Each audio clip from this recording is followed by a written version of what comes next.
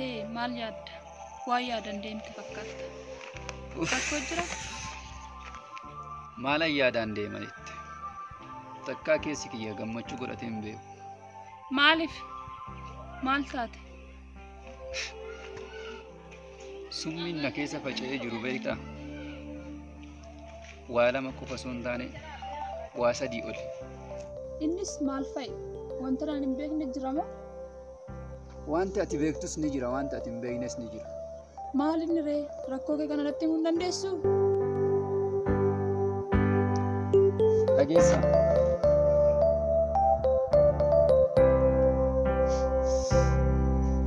Tokkoffaa yeroo mara wanti na dhiphisu yookiin yaada guddaa natti ta'u haadha kiyya xiqqeenyaan dhabuu kiyyaa fi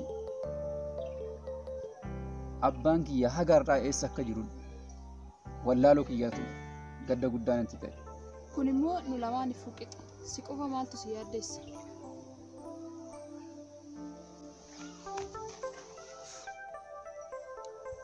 Dhiisi hin dubbadhu amma. Garuu teessee waa guddaa arguuf deemta. Innis walumaan arguuf deema. Innaa ta'u garuu amma wanni sitti himu keessa micoo wajjin hin deemtu san dhiisi. Walis hin fakkaattan. Walis hin fakkaattan innaa jettu. Maaliidhaan? Bifaan immoo? Qabeenyaan immoo? Maaliif waliin fakkaanne? Akkas jechuu kiyyaa miti.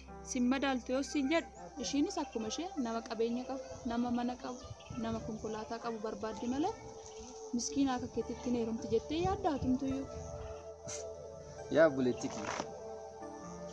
Barri qabeenyi kun akka fixeensa ganamaa ta'u hin beektu sila. Barri isaanis yookiin ittiin hin dhalanne beektaa? Ittuma dhufan malee. Anis yoo ta'e qabeenya guyyaa takka ittan dhufa jedhee yaada. Ati akkasitti yaade malee ishiin immoo akkasitti yaaduu dhiisuu dandeechi. Kan ammoo ati beekuu qabdu. Hunda caalamoon jaalala murteessaadha. Sanaaf hin yaadin.